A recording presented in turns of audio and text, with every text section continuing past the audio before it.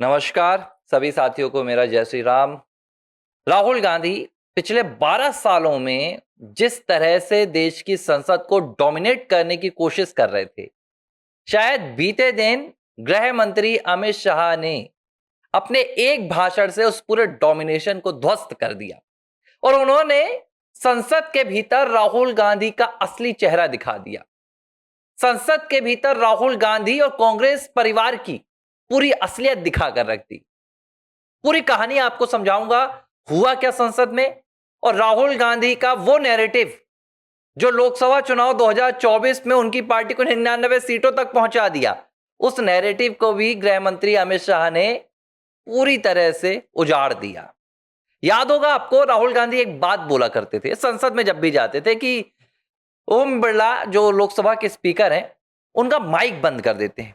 ये बात लोगों को बड़ा अजीब लगती थी, क्योंकि हम और आप तो जैसे संसद की कार्रवाई देखते हैं तो हमें सब कुछ समझ में आता है, लेकिन एक आम व्यक्ति है जो अपने कामकाज में व्यस्त है, एक सरकारी नौकरी वाला व्यक्ति, एक प्राइवेट नौकरी वाला व्यक्ति, एक मजदूर है, एक कृषक है, एक सब्जी बेचने वाला है, वो अखबार की सुर्खियां पढ़ता है और अखबार में लिखकर आता है कि संसद में राहुल गांधी कह रहे हैं कि उनका माइक बंद कर दिया जाता है। तो वाकई में एक संदेह पैदा होता है। सबको इतना वक्त नहीं होता है कि वो जाकर न्यूज देखे, सबको इतना वक्त नहीं होता वो जाकर लोकसभा देखे। तो कई बार लोगों को लगा कि वाकई में देश की संसद के भीतर ऐसा हो रहा है कि राहुल गांधी इतने ज्यादा प्रभावशाली हो गए हैं कि मोदी सरकार को उनका माइक बंद करना पड़ रहा है। यह पूरा नैरेटिव राहुल गांधी ने 2 साल चलाया। 2023 से चलने लगा था, 24 के चुनाव 25 तक चला। बीते दिनों जब संसद में लोकसभा में स्पीकर ओम बिरला के खिलाफ जो अविश्वास प्रस्ताव लेकर आई थी कांग्रेस, उस पर चर्चा हो रही थी, गृह मंत्री अमित शाह बोलने के लिए उठे और गृह मंत्री अमित शाह ने राहुल गांधी की पूरी संसदीय कहानी खोलकर रख दी। उन्होंने बताया कि कैसे 2024 से 2026 तक संसद सत्रों के दौरान राहुल गांधी महत्वपूर्ण सत्रों से गायब रहे हैं। कैसे हर बजट सत्र में राहुल गांधी कभी वियतनाम चले जाते हैं, कभी इंग्लैंड चले जाते हैं, कभी जर्मनी चले जाते हैं, कभी अमेरिका चले जाते हैं। अमित शाह ने कहा कि भाई, जब आप देश की संसद में मौजूद नहीं रहेंगे, जब आप देश की संसद के भीतर खड़े नहीं रहेंगे, तो आपको बोलने का मौका कैसे मिलेगा।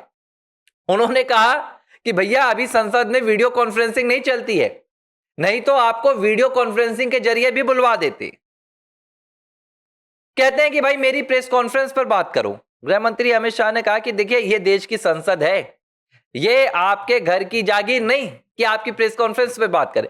कुल मिला के अमित शाह ने विपक्ष के हर एक सवाल का, हर एक आरोप का ऐसा जवाब दिया शायद जो राहुल गांधी ने पिछले 12 सालों में अब तक नहीं सुना था।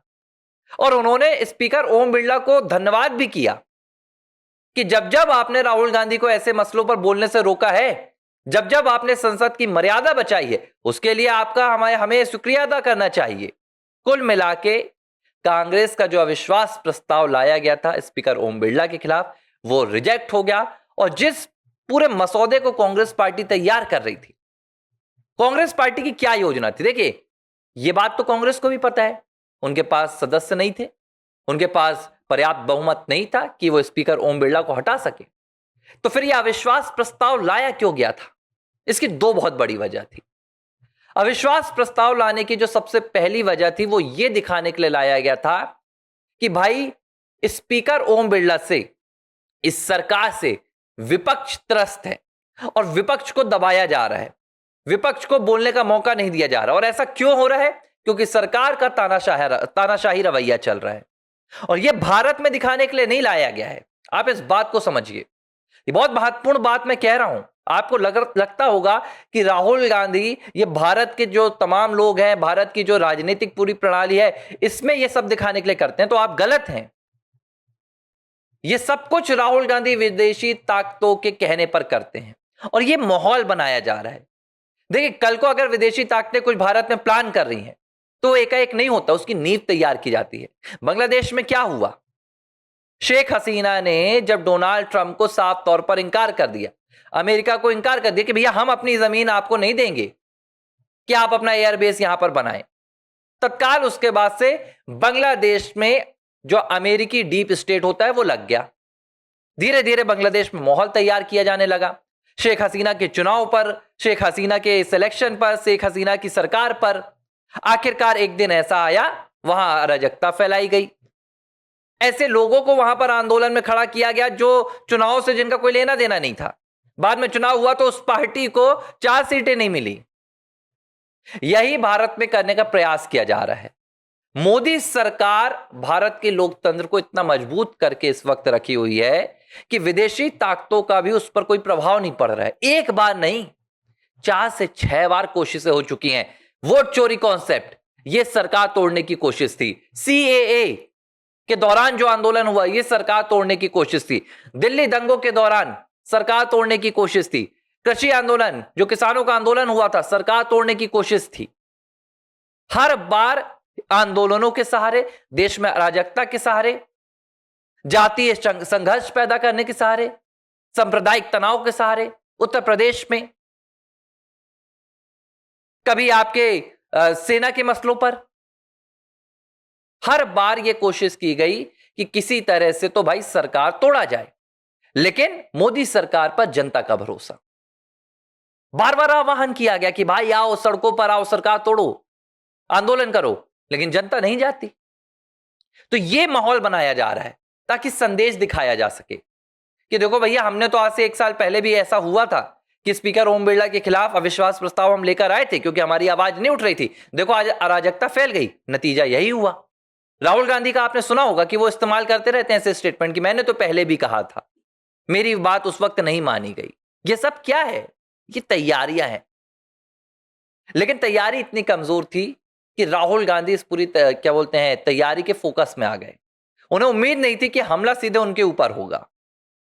अमित शाह ने संसद में, ऐसा लगा कि राहुल गांधी के अविश्वास प्रस्ताव पर चर्चा हो रही है, मुस्कुरा भी नहीं पा रहे थे, संसद में बैठे हुए थे। सोचिए आप, राहुल गांधी संसद में बैठे हुए हैं और अमित शाह उनके मुंह पर बोल रहे हैं कि आप संसद में मौजूद नहीं रहते, आप विदेश यात्राओं पर रहते हैं, तो आपको बोलने का मौका भाई कैसे दें। इसका एक ही मतलब है, आप बोलना नहीं चाहते, आप सिर्फ संसद का समय बर्बाद करना चाहते हैं और जनता को भ्रमित करना चाहते हैं। हालांकि मुझे अभी भी उम्मीद नहीं है कि राहुल गांधी कोई भी सुधार की ओर आगे बढ़ेंगे। राहुल गांधी एक ऐसे राजनेता हैं जिन्हें भारत से, जिन्हें इस राष्ट्र से, जिसे संविधान से, जिन्हें लोकतंत्र से कोई लेना देना नहीं है। यह व्यक्ति अपने ही एक एजेंडे में काम कर रहा है। इस व्यक्ति को आगे बढ़ाने के लिए विदेशी ताकतें लगी हुई हैं और किसी दिन यह पूरा खुलासा इस देश में आएगा। उस दिन आपको समझ में आएगा कि हम क्या कहते थे। शायद आज आपको लगता होगा कि हम बातें आकर बनाते हैं, लेकिन आप देखिएगा एक दिन जरूर आएगा जब राहुल गांधी के पीछे की साजिशें आपको सामने देखने के लिए मिलेंगी।